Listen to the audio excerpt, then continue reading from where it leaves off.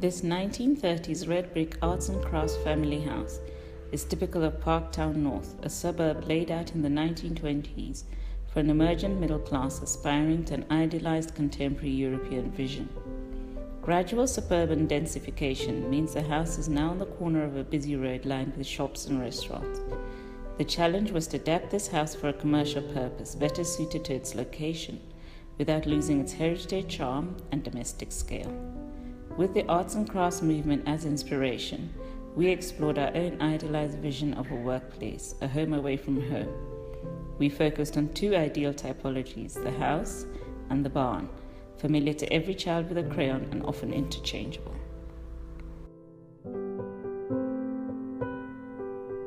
Through a careful process of part restoration, part adaptation, the original red brick house was transformed through two key interventions.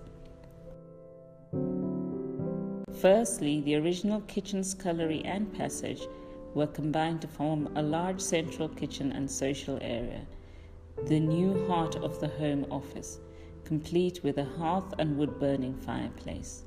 Surrounding it are the original rooms, converted to singular office spaces.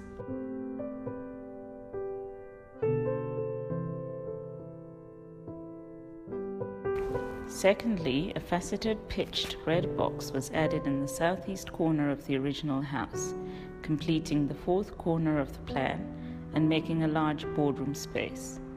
This box is clad in red corrugated iron sheeting, taking its cues from the existing roof forms and materials, but crafted as a contemporary version of itself.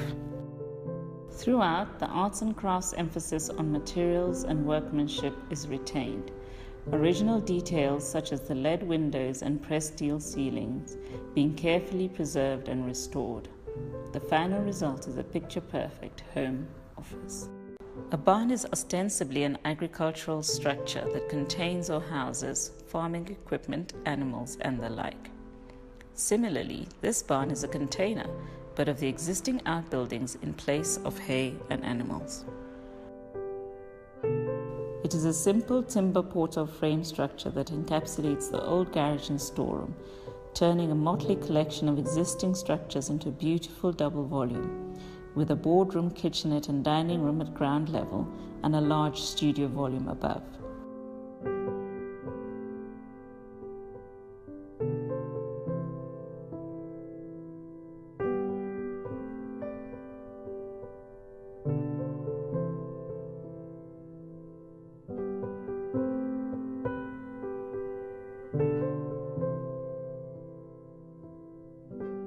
The space between the existing buildings and the new barn structure mediates, containing access stairs, passages, toilets, and links to the outside world.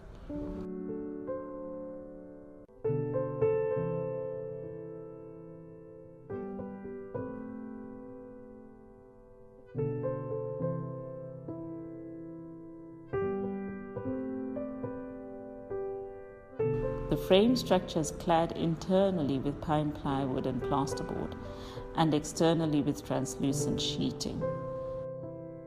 The barn becomes a container of spaces, a place for the production of work.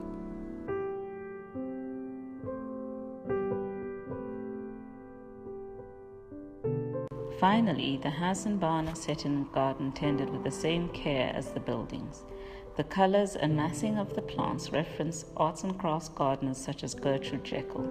The whole impression is of carefree charm and domestic intimacy, ideal and aspirational, a retreat from our more common industrialized offices and workplaces.